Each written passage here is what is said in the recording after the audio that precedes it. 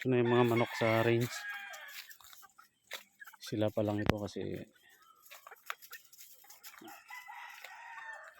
katatapos lang. Ito may kasoy dito.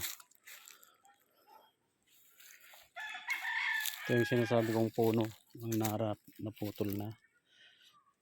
Pinutol kasi yung mataas na. Kung ito pag lumaki yung manok, lilipad, lalagpasan nila yung net, makakawala sila. Ito yung kasoy. Dito sila gabi.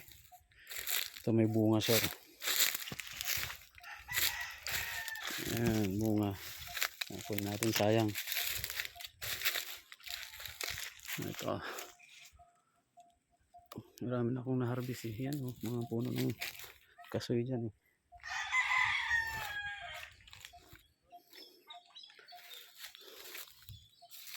Ito.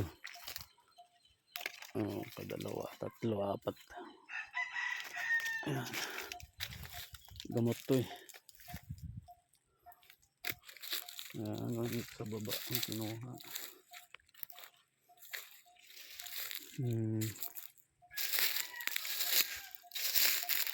Dito yung poste.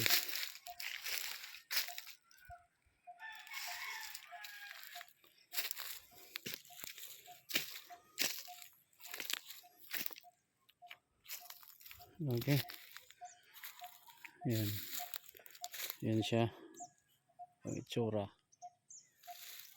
Dalawang decalb. Hinalo muna dyan kasi puro naman sila babae. Yan. Yung nangihitlog araw-araw to. Yan.